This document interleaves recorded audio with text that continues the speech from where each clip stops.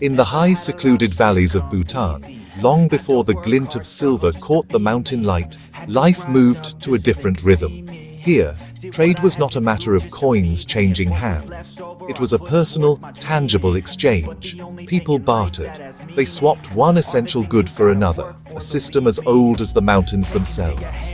A farmer with a surplus of barley might trade his grains for warm, hand-woven wool from a herder in the higher pastures. This was a world built on trust and the real value of things you could hold. A world where wealth was measured in sacks of rice, bundles of dried chili, or blocks of precious salt carried over treacherous passes. This ancient dance of trade was the lifeblood of communities, connecting valleys and villages in a web of mutual reliance. The feudal system also shaped this landscape of exchange. Villagers paid tributes to their local lords and monasteries, not with money, but with the fruits of their labor. A portion of their harvest, be it rice, wheat, or buckwheat, was offered up, ensuring the larders of the dzongs, the great fortress monasteries, were always full. This system of tribute was more than just a tax, it was a sacred duty, a way of supporting the spiritual and administrative centers that protected the land. The rhythmic pounding of grain being prepared for tribute was a sound that echoed through Bhutan for centuries, a testament to a society where sustenance and governance were deeply intertwined. Consider the journey of salt. This essential mineral, absent from the fertile Bhutanese valleys, had to be brought in from the high plateaus of Tibet. Hardy traders would lead caravans of yaks over perilous mountain passes, their precious cargo of salt slabs destined for the markets below. In return, they would carry back rice, paper made from the Daphne plant, and other goods unique to Bhutan's lower altitudes. Each journey was an epic undertaking, a story of endurance and courage. The value of salt was so high that it became a de facto currency, a standard against which other goods were measured. It was a simple, yet elegant solution to the challenges of commerce in this isolated kingdom. This intricate system of barter and tribute defined Bhutanese life for generations. It was a world of direct connections, where the value of an item was understood through its use and the effort it took to produce it. The weight of a bag of rice, the warmth of a woolen cloak, the sharp taste of salt, these were the measures of wealth. There was no need for abstract symbols like coins, when the very goods themselves could speak their own value. But as the world beyond the mountains began to change, and as Bhutan itself started on a path toward unification, the whispers of a new kind of currency, cold, hard silver, began to find their way into the land of the Thunder Dragon. Slowly, like streams trickling down from a glacier, foreign coins began to flow into Bhutan. They came from all directions, carried by traders, pilgrims and monks. From the north, Tibetan tankers, small silver coins often bearing Buddhist symbols, made their way across the border. These were not just used for buying and selling in the bustling market towns that dotted the trade routes. They were also seen as objects of religious significance. Devout Bhutanese would offer these Tibetan coins at monasteries and sacred sites, a tangible prayer for good fortune and spiritual merit. The silver itself was believed to have a purity that made it a fitting gift to the divine. From the south and west, the influence was just as strong. Coins from the various kingdoms of India and Nepal found their way into Bhutanese hands. The powerful Malla rulers of Nepal produced beautiful silver coins that were highly valued for their purity and craftsmanship. Similarly, silver rupees from the Mughal Empire and, later, from British India, became a common sight. These coins were often melted down by skilled Bhutanese artisans to create stunning works of art. Intricate silver jewelry, ritual objects for monasteries, and decorative elements for swords and daggers. The metal was repurposed, given a new life within Bhutan's unique cultural context. The use of these foreign coins created a complex and sometimes confusing economic environment. There was no single standard currency. A trader might have to negotiate not just the price of his goods, but also the value of the coins being offered in payment. A coin from Cooch Behar, a neighboring kingdom in the plains, might be valued differently from a Tibetan tanka, depending on its silver content and the current demand. This made large-scale transactions, like paying soldiers or funding major construction projects, incredibly difficult. It was a system that worked for small, everyday exchanges, but lacked the stability needed for a unified, growing state.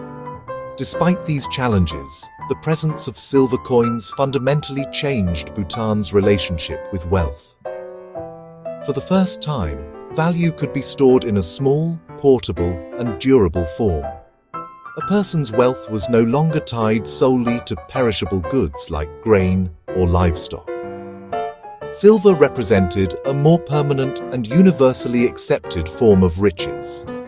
This shift in thinking was subtle but profound.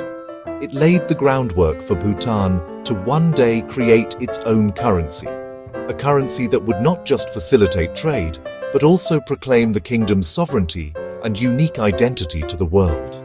The whispers of foreign silver were becoming a call for a national voice. The 17th century brought a figure of immense importance to Bhutan, a leader whose vision would shape the nation's destiny. His name was Zhabdrung Ngawang Namgyal. He was a Tibetan Lama who fled his homeland and arrived in Bhutan in 1616. He was not just a spiritual leader, he was a brilliant strategist and a nation builder. Before his arrival, Bhutan was a collection of warring fiefdoms, a patchwork of valleys ruled by competing lords. The Zhabdrung, through a combination of spiritual authority, political skill, and military prowess, managed to do what no one before him could. He unified the country under a single system of governance, creating the nation-state of Bhutan we know today. This unification brought with it new challenges. The Zhabdrung established a dual system of government, with a spiritual leader, the Jikenpo, and a temporal or administrative ruler, the Druk Desi, to defend the newly unified state from external threats and internal rebellions. He built magnificent fortress monasteries called dzongs and established a standing army. But how was he to pay these soldiers? How could he fund the construction of these immense structures? The old system of barter and tribute was simply not efficient enough for the needs of a centralized state. There was a growing, pressing need for a stable and standardized form of payment. The Zhabdrung envisioned a Bhutan that was not only politically unified, but also economically independent. He saw that relying on a confusing mix of foreign coins from Tibet, Nepal, and India made his kingdom vulnerable. The value of these coins could fluctuate wildly, and their supply was unpredictable. To be truly sovereign, Bhutan needed its own currency. A national coinage would be a powerful symbol of unity and independence. It would allow the central government to manage the economy, pay its armies reliably, and undertake national projects with a predictable budget. A coin minted in Bhutan would be a declaration of its identity. This dream of a national currency was a bold one. Bhutan did not have its own silver mines, and it lacked the technical expertise of minting coins. The vision, however, had been planted. The Zhabdrung's successors, who inherited the unified state he had forged, understood the importance of this goal. They knew that to complete his work, they would need to find a way to turn this dream into a reality. The need for a local coinage was no longer just a matter of convenience, it was a matter of national pride and security. The stage was set for Bhutan to take a monumental step on its journey toward economic self-sufficiency. The opportunity to realize the Zhabdrung's vision came from the south, from the neighboring kingdom of Cooch Behar, located in the fertile plains of what is now West Bengal, India. For many years, the relationship between mountainous Bhutan and the lowland kingdom of Cooch Behar was complex, a mix of trade, cultural exchange, and frequent conflict. Bhutanese forces often raided the plains, and by the early 18th century, Bhutan had gained significant political influence over its southern neighbor. This control became so strong that, for a period, Bhutan effectively held sway over the affairs of the Cooch Behar royal court. This political dominance gave Bhutan access to something it desperately needed: a mint. Cooch Behar had a long tradition of minting its own silver coins, known as Narayani rupees. These coins were well regarded for their consistent weight and silver content. Seeing a golden opportunity, the Bhutanese authorities began to use the Cooch Behar mint for their own purposes. Around the year 1730, they compelled the mint to produce coins that, while still bearing the name of the Cooch Behar ruler, included a special mark, a small symbol or letter, to indicate that they were minted under Bhutanese authority. These were the very first coins produced for the Bhutanese state. These Bhutan-associated Narayani rupees were a critical first step. They were not yet truly Bhutanese coins. They were a hybrid, a product of a unique political situation. However, their importance cannot be overstated. They provided the Bhutanese government with a steady supply of standardized silver currency. For the first time, the Druk Desi could pay soldiers and state officials with a consistent and reliable medium of exchange. This stabilized the administration and strengthened the power of the central government. The coins circulated widely, not just within Bhutan, but also in neighboring regions, announcing Bhutan's growing influence. The experience of controlling the Cooch Behar mint was also a valuable learning process. Bhutanese officials observed the techniques of striking coins, the methods for controlling the purity of the silver, and the logistics of running a mint. This was a crucial transfer of technology and knowledge.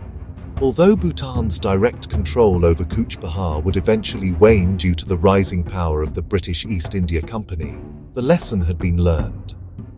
The seed of an idea had now grown into a practical possibility. Bhutan had seen that it could produce its own currency, and it was now only a matter of time before it took the next logical step, establishing a mint on its own soil. The final break came in the latter half of the 18th century. Having gained the necessary experience from their time overseeing the Cooch Behar mint, and with a growing desire for a currency that was unmistakably their own, the Bhutanese rulers decided to establish mints within their own borders. The first of these were likely located in the great western dzongs of Paro and Punakha. Here, using simple tools and traditional methods, Bhutanese silversmiths began to strike the kingdom's first truly indigenous coins. This was a moment of immense national pride, the culmination of a journey that had begun with the Zhabdrung's vision of a unified and independent nation. What made these first Bhutanese coins so special was their design. They were a radical departure from the coins of Cooch Behar or Tibet. Instead of bearing the name of a king or ruler, they were covered in powerful Buddhist symbols. These were not just pieces of money, they were religious artifacts, miniature mandalas that could be held in the palm of one's hand. The designs often featured a wheel or a series of geometric patterns and auspicious signs, all revolving around a central point. This reflected the deep integration of Buddhism into every aspect of Bhutanese life and governance. The coins were a statement that the kingdom's power and prosperity flowed from its spiritual foundations. These early coins, known as Matram or Chaitram, were wonderfully unique. They were not perfectly round like modern machine-made coins. Instead, they were hand-struck, with each coin having its own slight irregularities in shape and thickness. The silver was hammered into a sheet, cut into small pieces, and then struck between two engraved dies. This manual process meant that no two coins were exactly alike. This variation gave them a character and charm that is lost in modern mass production. They felt ancient and authentic, a direct link to the hands of the artisan who made them centuries ago. The symbolism on the coins was deeply meaningful. Many featured the 8 auspicious symbols of Buddhism, such as the endless knot, the victory banner, or the golden fish. These were not just decorative elements, they were invocations of protection, prosperity, and good fortune for the kingdom and its people. Every time a person used one of these coins, they were participating in this shared cultural and spiritual identity. The silver currency was more than just a tool for commerce. It was a daily reminder of the values that held the nation together. It was faith, art, and economy, all minted into one small, precious object. Once the first mints were successfully established in the Western valleys, the practice of coin production began to spread. The idea was just too powerful to be contained in one place. Pretty soon, other major administrative centers and powerful monasteries wanted to produce their own currency. Mints sprang up in dzongs across the country, from Trongsa in the central heartland to other influential locations. This decentralization of minting was actually a unique feature of Bhutan's monetary history. It reflected the country's challenging geography and, the semi-autonomous nature of its regional governors and religious leaders. Each valley, it seemed, wanted its own silver voice. This proliferation of mints led to a fascinating variety in coin design and quality. While all the coins shared a common heritage of Buddhist symbolism, each mint developed its own distinct style. The dies used to strike the coins were hand-carved by local artisans, and their interpretations of the traditional motifs really did vary. Some coins had sharp, clear designs, while others were more abstract and rustic. The quality of the silver also differed from mint to mint, and even from one batch to the next. This lack of standardization meant that people still had to be wary when trading, often weighing the coins to determine their true value. By the 19th century, these unusual silver pieces began to attract the attention of the few Westerners who managed to enter the secluded kingdom. British officials and explorers who visited Bhutan were fascinated by these coins. They were, honestly, unlike anything they had ever seen. In their reports, they described the rude but curious coinage of Bhutan. They noted the hand-struck method of production and the deeply religious, non-figurative designs. To the Western mind, accustomed to coins bearing the portraits of monarchs, these symbolic pieces were an exotic mystery. Their admiration helped to document the coins for the outside world, preserving a record of Bhutan's unique numismatic tradition. The spread of minting throughout Bhutan cemented the role of silver currency in the nation's economy. While barter never completely disappeared, especially in remote rural areas, coins became the dominant medium of exchange for larger transactions and for paying state taxes and fees. The dzongs, once sustained solely by tributes of grain and goods, now also collected revenue in silver. This provided them with greater financial flexibility, allowing them to purchase goods they could not produce themselves, such as iron for tools or ceremonial silks. The currency had taken firm root in the Bhutanese soil, nourishing the kingdom's growth and connecting its many valleys in a new and powerful way.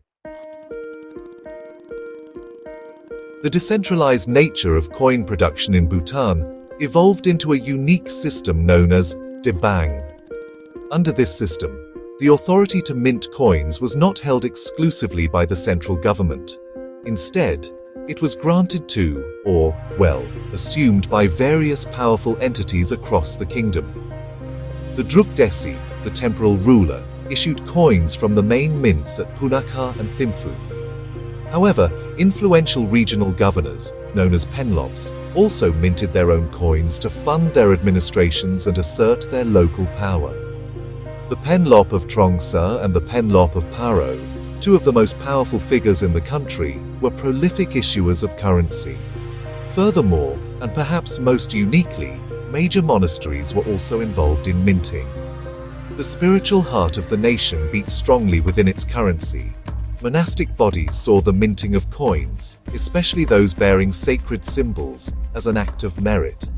The process was often accompanied by religious ceremonies and blessings. These coins, produced by spiritual institutions, carried a special weight and were highly regarded by the populace. This fusion of state, regional and religious authority in the creation of money is a remarkable feature of Bhutanese history, showcasing a society where the lines between the secular and the sacred were beautifully blurred. This debang system naturally led to an incredible diversity of coins.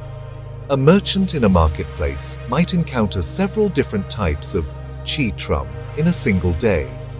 One might be a finely struck coin from the Punakha mint, another a more rustic piece from a smaller regional dzong, and a third a coin blessed by a monastery.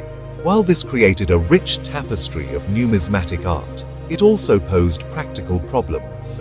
The lack of a central standard for weight and silver purity meant that constant negotiation and assessment were required. Coins were often valued not by their face value, but by their intrinsic silver content, a practice known as bullion value.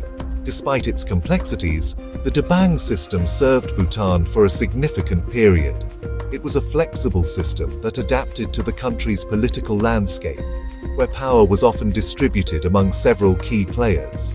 It allowed regional economies to function and gave powerful leaders the financial means to govern their territories. The symphony of different coins, each with its own story and origin, perfectly mirrored the symphony of different valleys and powers that constituted the Kingdom of Bhutan. It was a complex but functioning system, a testament to Bhutan's ability to find its own unique solutions to the challenges of governance and economics.